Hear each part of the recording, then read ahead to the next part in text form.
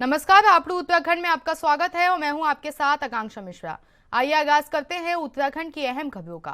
राज्य के मुख्यमंत्री पुष्कर सिंह धामी ने जोगीवाला में आयोजित marathon thank you Modi ji for G20 in Uttarakhand में ध्वजारोहण किया। इस मौके पर मुख्यमंत्री ने कहा कि ये उत्तराखंड के लिए गर्व का विषय है कि राज्य को G20 की 3 बैठकें मिली हैं। इसमें से एक बैठक का रामनगर में सफल आयोजन किया जा चुका है। उन्होंने उत्तराखंड को G20 की 3 बैठकें मिलने पर सभी प्रदेशवासियों की ओर से प्रधानमंत्री नरेंद्र मोदी का आभार व्यक्त किया। सीएम ने कहा कि प्रधानमंत्री नरेंद्र मोदी जी के नेतृत्व में वैश्विक स्तर पर भारत का मान सम्मान और स्वाभिमान बढ़ा है। भारत तेजी से विश्व गुरु बनने की दिशा में आगे बढ़ रहा है।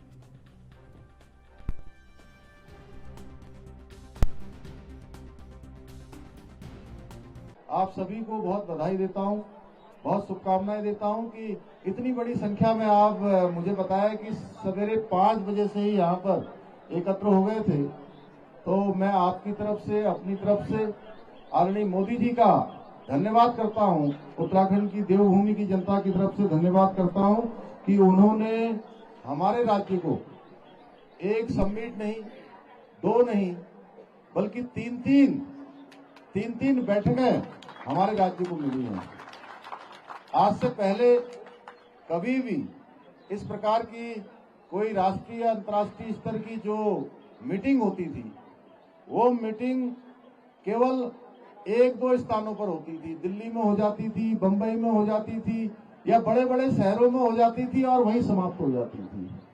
इस बार पहली बार हो रहा है। एक तो हमारे लिए गौरव की बात है कि ऐसे समय में जब पूरी दुनिया आज कोरोना महामारी के बाद पूरी तरह से अव्यवस्थित हो गई और इस अव्यवस्था के दौर में भारत को G20 की अध्यक्षता हमारे देश के यशस्वी प्रधानमंत्री मोदी जी के नेतृत्व में हमको मिली है, यानी कि भारतवासी को मिली है। हर एक भारतवासी के लिए बहुत गर्व की बात है। और उसमें से भी ये बैठकें देश के कोने कोने में आयोजित हो रही है और छोटे छोटे स्थानों पर आयोजित हो रही है। राज्य के मुख्यमंत्री पुष्कर सिंह धामी ने आज जोगीवाला में आयोजित मैराथन में हिस्सा लिया। आपको बता दें कि marathon thank you Modi ji for G20 in Uttarakhand में मुख्यमंत्री पुष्कर सिंह धामी ने ध्वजारोहण किया। इस मौके पर मुख्यमंत्री ने कहा कि ये उत्तराखंड के लिए गर्व का विषय है कि राज्य को G20 की 3 बैठकें मिली हैं। इसमें से एक बैठक का आयोजन रामनगर में सफल तरीके से हो चुका है। साथ ही उन्होंने बताया कि उत्तराखंड को G20 की 3 बैठकें मिलने पर सभी प्रदेशवासियों की ओर से प्रधानमंत्री नरेंद्र मोदी का आभार व्यक्त कर रहा हूं। सीएम ने कहा कि प्रधानमंत्री नरेंद्र मोदी जी के नेतृत्व में वैश्विक स्तर पर भारत का मान सम्मान और स्वाभिमान बढ़ा है। भारत तेजी से विश्व गुरु बनने की दिशा में आगे बढ़ रहा है।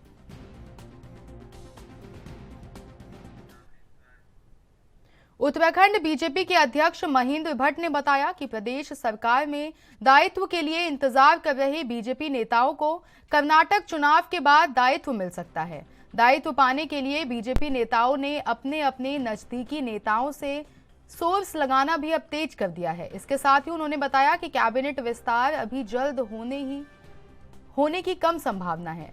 सरकार पहले बागेश्वर विधानसभा उपचुनाव में जाएगी और उसके बाद कैबिनेट विस्तार करेगी। बागेश्वर उपचुनाव सीट खाली होने के 6 माह के भीतर होगा।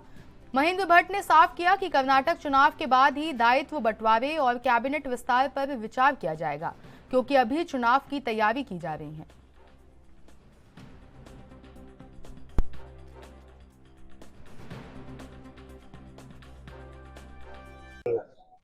दायित्व तो लटके नहीं है। दायित्व की सूची केंद्र नेतृत्व के पास है। कर्नाटक चुनाव के कारण विलंब हुआ है और माननीय मुख्यमंत्री जी ने अभी हमारे प्रदेश के प्रभारी किशन गौतम जी से उनकी भेंट हुई है। बहुत जल्दी सूची सार्वजनिक होगी और मुझे लगता है कि 15 के बाद चर्चा मंत्रिपरिषद का विषय, इस पर अनेकों बार बातचीत होती रहती है। अभी माननीय मुख्यमंत्री जी किशन गौतम जी मिले हैं, दिल्ली में कुछ बातचीत हुई है और उसी के आधार में कह सकते हैं कि उस विषय में 2 विषय महत्वपूर्ण, दायित्वधारी वाला विषय था और दूसरा बागेश्वर का चुनाव था। बागेश्वर चुनाव के लिए बहुत जल्दी हम लोग बैठने वाले हैं, उसकी सूचना हम आपको दे देंगे। 15 मई के बाद आप कह रहे हैं अल्मोड़ा पहुंचे पूर्व सीएम हरीश रावत ने राज्य की बीजेपी सरकार पर सवाल खड़े किए हैं। उन्होंने कहा कि आज प्रदेश में स्वास्थ्य सेवाओं के नाम पर सरकार की ओर से उनके समय की व्यवस्था को समाप्त कर दिया गया है। साथ ही उन्होंने कहा कि उनकी ओर से अल्मोड़ा बेस में हार्ट केयर सेंटर खोला गया था, जिसे बीजेपी सरकार ने बंद करवा दिया। अगर आज मंत्री चंदन रामदास जी होते तो ऐसा कभी न होता। अगर आज यहाँ हार्ट सेंटर होता तो स्थानीय लोगों को उससे बड़ी सुविधा मिलती। वहीं चारधाम यात्रा पर बोलते हुए पूर्व सीएम ने कहा कि अब मौसम ठीक होने की वजह से श्रद्धालु बढ़ने लगे हैं, लेकिन अभी भी यहां पर कई व्यवस्थाओं की कमी है, जिसके लिए उन्होंने मुख्यमंत्री को ट्वीट कर इनको दूर करने की मांग की है।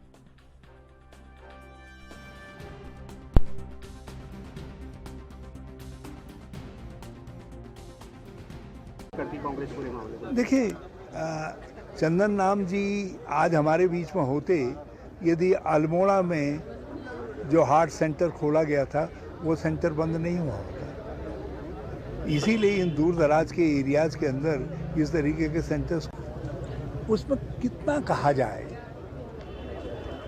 उन्होंने एक ऐसा आचरण है, आपको गुस्सा आ सकता है, मगर आपको अपने पद की संवेदनशीलता को ध्यान में रखना चाहिए। और यदि भूल हुई है तो उसका प्रायश्चित पुलिस नहीं है, उसका प्रायश्चित क्षमा है। आप क्षमा मांगिए ना, राज्य की जनता से क्षमा मांगिए।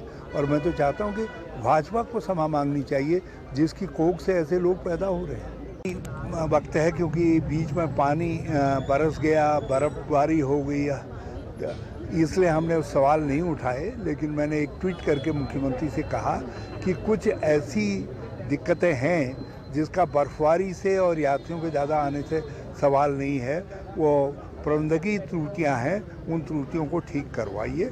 और मैं समझता हूँ मुख्यमंत्री को संज्ञान लेना चाहिए। और अब मौसम सामान्य होने जा रहा है और हम जल्दी से जल्दी स्थिति को। केंद्र सरकार की तरफ से आने वाले सोमवार को सांसदों की टीम उत्तराखंड पहुंचेगी, जहां पर वो उत्तराखंड में सरकार और संगठन की ओर से हो रहे कार्यों की जांच पड़ताल करेगी।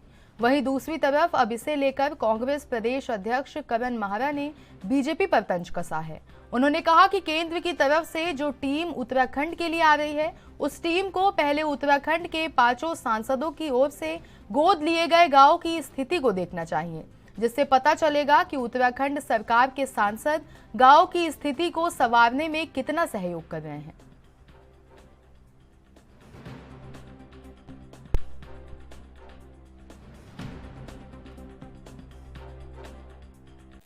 देखिए, सांसदों की टीम आना कोई नई बात नहीं है। संसदीय कमेटियां बनी होती हैं, उनका काम ही है कि वो अलग अलग विषयों पे जाके सर्वे करें। मेरा एक अनुरोध है देश के प्रधानमंत्री से, प्रधान सेवक से, कि वो इस कमेटी को यहाँ जब भेजें तो एक लिस्ट बना के भेजें कि जो बीजेपी के 5 सांसद हैं, उन्होंने जिन गाँवों को आदरणीय मोदी जी के कहने पे गोद लिया था, उनकी स्थिति क्या है, क्या उनमें कुछ सुधार आया है, अमूलचूल परिवर्तन कुछ हुआ है, उसकी जांच इस कमेटी को जरूर करनी चाहिए और उस रिपोर्ट को मोदी जी को देना चाहिए। आपको बता दें कि केंद्र सरकार की तरफ से आने वाले सोमवार को सांसदों की टीम उत्तराखंड पहुंचने वाली है, जहां पर वो उत्तराखंड में सरकार और संगठन की ओर से हो रहे कार्यों की जांच पड़ताल करेगी। वहीं आपको बता दें कि इसे लेकर कांग्रेस प्रदेश अध्यक्ष करण माहरा ने एक बार फिर से बीजेपी पर तंज कसा है। उन्होंने कहा कि केंद्र की तरफ से जो टीम उत्तराखंड के लिए आ रही है, उस टीम को पहले उत्तराखंड के 5 सांसदों की ओर से गोद लिए गांव का जायजा लेना चाहिए, जिससे पता चलेगा कि उत्तराखंड सरकार के सांसद गांव की स्थिति को संवारने में कितना सहयोग कर रहे हैं।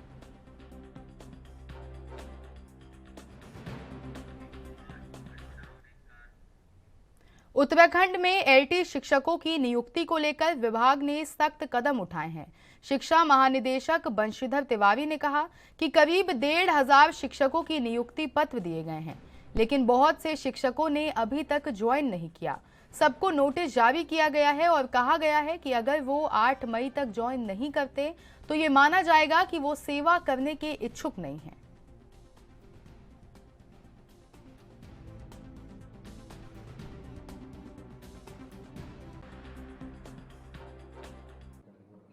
कि लगभग हमारे पास 1,500 आए थे जो प्रस्ताव उनको नियुक्त देना था, उनकी काउंसलिंग और रही थी। कुछ अभ्यर्थी ऐसे जो ज्वाइन नहीं कर रहे हैं, उनको हमने 8 तारीख तक के लिए समय दिया है कि उसमें शीघ्र ज्वाइन करें, और अगर नहीं करते तो हमें मानेंगे कि वो सेवा करने के इच्छुक नहीं है। अप्रॉक्स कुछ संख्या है कितने लोग हैं? नहीं, अलग अलग मंडलों में अलग अलग है, और जो भी ज्वाइन नहीं किए हैं उन सभी के लिए हमने निर्देश निर्गत किया है। आपको बता दें कि उत्तराखंड में लगातार विभाग एलटी शिक्षकों की नियुक्ति को लेकर सख्त कदम उठा रहा है।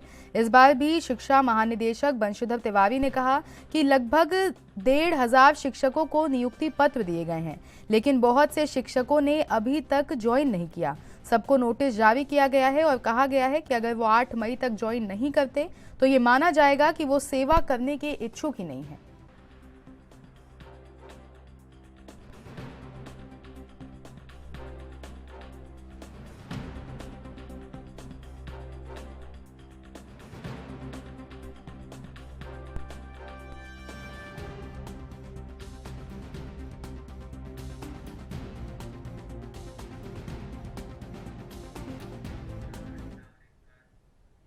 विश्वनाथ जगदीशिला डोली अल्मोड़ा के नंदा देवी मंदिर पहुंची, जहां श्रद्धालुओं ने भव्य पूजा अर्चना की। इस मौके पर यात्रा के संयोजक मंत्री प्रसाद नैथानी का कहना रहा कि डोली यात्रा 24वें वर्ष में निकाली जा रही है। 3 मई को हरिद्वार से निकाली गई और गंगा दशहरा के दिन यात्रा का समापन होगा। राज्य के सभी 13 जिलों में मंदिरों में ये यात्रा जा रही है। विश्व शांति के लिए यात्रा निकाली जा रही है।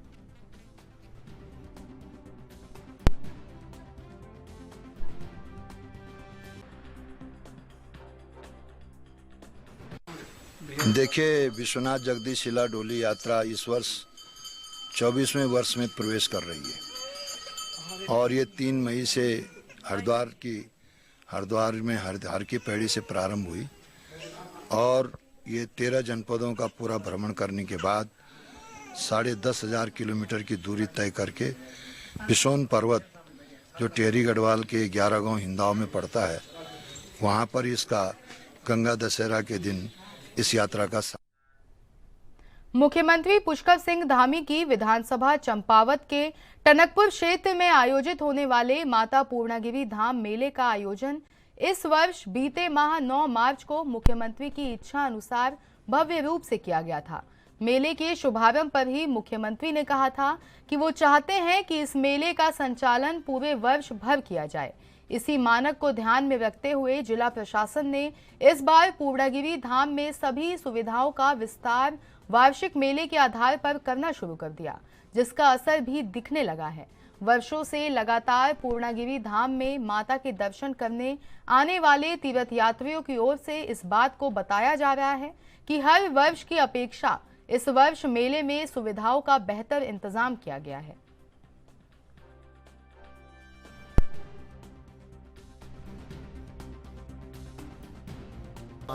विगत कई वर्षों से माँ पूर्णागिरि धाम पे आता था। जैसे कि मैंने इस वर्ष देखा है देवभूमि दिव्य दर्शन माँ पूर्णागिरि धाम पे माननीय यशस्वी मुख्यमंत्री श्री पुष्कर सिंह धामी द्वारा जो भी जहाँ जो कार्यक्रम चलाया जा रहा है, सफाई व्यवस्था का, पुलिस प्रशासन का सहयोग अच्छा है, बिजली व्यवस्था अच्छी है, सड़क व्यवस्था अच्छी है, धर्मशाला की व्यवस्था अच्छी है, और सबसे बड़ी बात है कि यहाँ के जो भी नागरिक हैं उनका यथा प्रेम भाव स्वभाव मुझे बहुत अच्छा। पहले से और अब से बहुत फर्क है। साफ सफाई बढ़िया है, पानी की व्यवस्था बढ़िया है, अब सब कुछ बढ़िया है।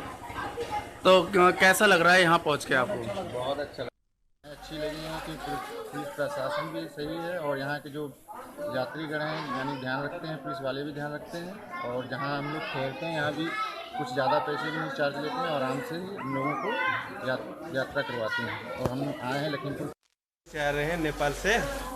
अब यहाँ के मंदिर का माहौल है, बहुत अच्छा लग रहा है, और ऊपर जाके भगवान का दर्शन करेंगे और बहुत अच्छा लगेगा, वही सोच के आए हैं।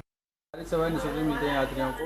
जो भी होता है वो श्रद्धा सा प्रसाद लेता है नहाने धोने के बाद, सामान जमा सब हम करते हैं, लौट के आएगा उसको कंबल दिया गद्दे सब हम फ्री देते हैं, कोई उसका पैसा नहीं लेते हैं। प्रशासन का भी पूरा सहयोग मिला है, ऐसा कुछ नहीं है, यहाँ पर प्रशासन भी पूरा सहयोग देता है हमको, देता हुआ आ रहा है वर्षों भर।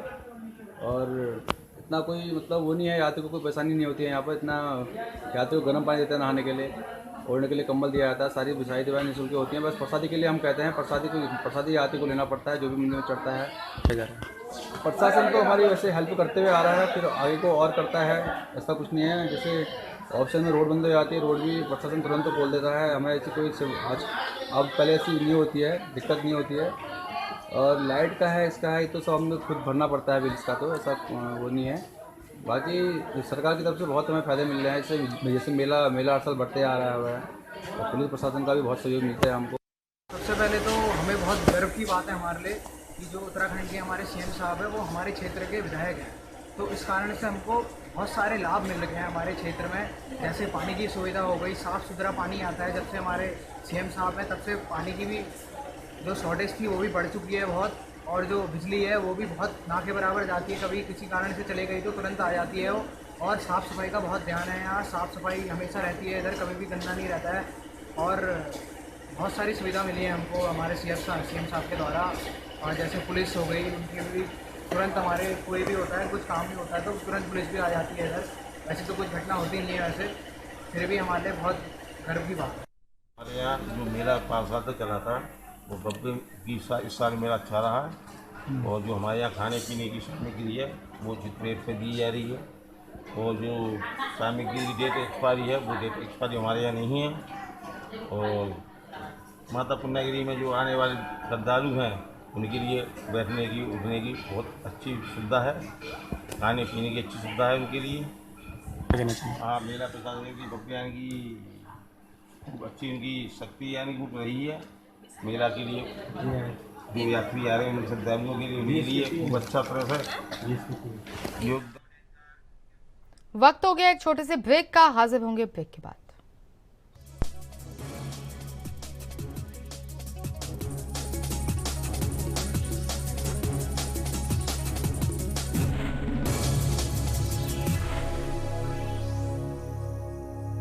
एक बार फिर हाजिर में ब्रेक के बाद बढ़ते हैं अगली खबर पर।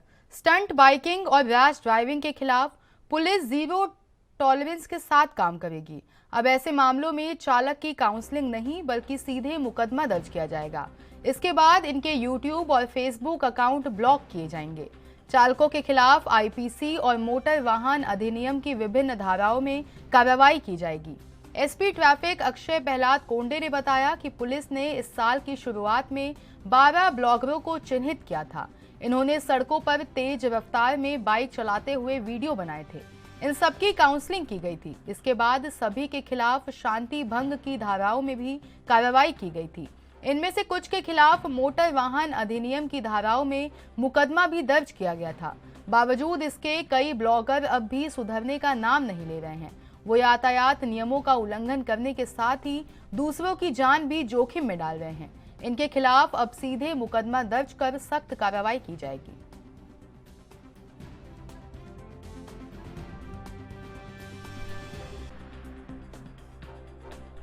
रैश ड्राइवर स्पेशली जो बाइकर्स द्वारा की जाती है उसको लेके बहुत सारे कंप्लेंट्स हमारे पास आ रहे हैं। इसमें जो इंटरनल एसओपी हमने की है उसमें जनवरी की तर्ज पर जो हमने सोशल मीडिया टीम का गठन किया था वो टीम का हम फिर से गठन किया जाएगा। लास्ट 2 महीने में जितने भी रैश और निग्लिजेंट बिहेवियर के केसेस हमारे पास आते हैं उसमें हमने ये निर्णय लिया गया है कि जब भी कोई रैश या ओवर स्पीडिंग का केस हमारे पास आता है 60, 70, 80 की स्पीड से अगर है तो हम मोटर व्हीकल में अब तक कार्रवाई कर रहे थे, काउंसलिंग कर रहे थे। पर अगर ऐसा बिहेवियर अगर 100+ हो, वो हमारे कैमरे में किसी सीसीटीवी में या किसी यूट्यूब चैनल पर हर मिलता है तो हम इसमें 100% ट्रैफिक की तरफ से एफआईआर की कार्रवाई करने का हमने निर्णय किया। इसमें वो भी केसेस कवर करेंगे अगर क्यूट गर्ल रिएक्शंस के हेडिंग के अंदर बहुत सारी रिएक्शंस रिकॉर्ड की जाती है जो कॉलेज के एरियाज में जाके या भीड़ भाड़ के इलाकों में जाके यंग लड़कियां या लेडीज के सामने गाड़ी का साइलेंसर का फटाका करके किया जाता है। इसमें भी धारा 509 आईपीसी जो मॉडेस्टी ऑफ वुमेन को डिस्टर्ब करना, ऐसी कार्रवाई हमारे द्वारा की जाएगी। हमने पहले भी क्लियर किया था, अभी भी हम क्लियर कर रहे हैं कि जो यूट्यूबर्स है या चैनल्स है उनकी क्रिएटिविटी से हमें कोई इशू नहीं है। अलग अलग क्रिएटिव कंटेंट हो, आपके सब्सक्राइबर्स हो, व्यूअर हो, उससे कोई हमें लेना देना नहीं है। पर अगर आपकी कंटेंट में कहीं पे भी पब्लिक सेफ्टी या रैश बिहेवियर या निग्लिजेंट बिहेवियर आ जाता है तो हम इसमें 100% एफआईआर के लिए जाए। रुड़की के मेयर गौरव गोयल ने नगर निगम के वार्ड नंबर 40 के राजकीय प्राथमिक विद्यालय में लगभग 150 बच्चों को पाठन सामग्री वितरित की, जिसमें स्कूली बच्चों को बैग, पेंसिल बॉक्स और कॉपियां वितरित की गईं। विद्यालय में पहुंचकर मेयर ने सभी बच्चों को शिक्षा के प्रति जागरूक भी किया। इस मौके पर उन्होंने कहा कि बच्चे देश का भविष्य होते हैं और उन्हें शिक्षा के लिए अच्छी सुविधाएं और सहायता मिले, तभी ये बच्चे अच्छी शिक्षा प्राप्त कर समाज और राष्ट्र की प्रगति में सहायक हो सकते हैं।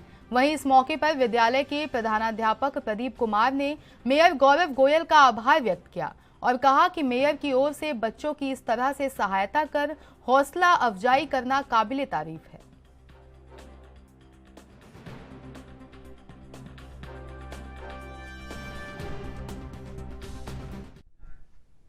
जनपद उधम सिंह नगर में ग्रामीण क्षेत्रों में लोगों की समस्याओं को देखते हुए जिला प्रशासन ने ई समाधान चौपाल की एक अच्छी पहल की शुरुआत की थी और इसी कड़ी में जसपुर तहसील के गांव पूरनपुर में चौथी ई समाधान चौपाल का आयोजन किया गया, जिसमें पूरनपुर और आसपास के ग्रामीणों ने अपनी शिकायतें अधिकारियों के सामने रखी। इस चौपाल में खंड विकास अधिकारी, राजस्व विभाग, सिंचाई विभाग, विद्युत विभाग और वन विभाग के साथ ही अन्य विभाग भी मौजूद रहे। बता दें कि वीडियो कॉन्फ्रेंसिंग की मदद से अपर जिलाधिकारी उधम सिंह नगर समेत अन्य विभागों के अधिकारियों ने ग्रामीणों की समस्याएं सुनी।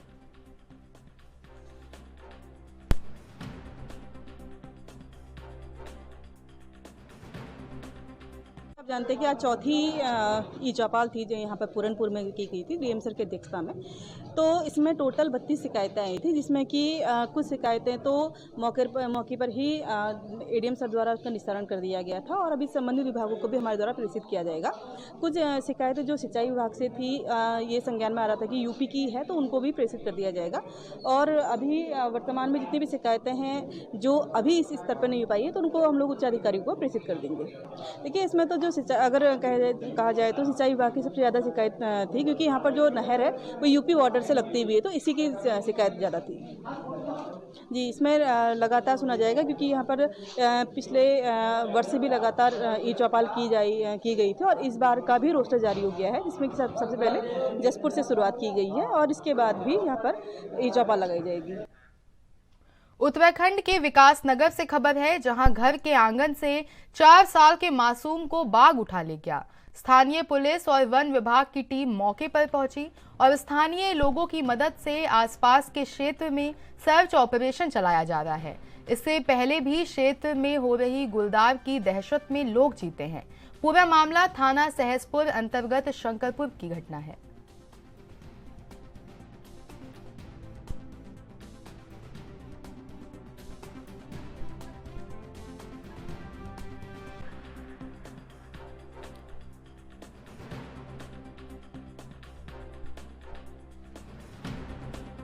आपड़ू उत्तराखंड में मेरे साथ इतना ही। देश की तमाम बड़ी खबरों के लिए बने रहिए हमारे साथ और देखते रहिए ANB न्यूज़।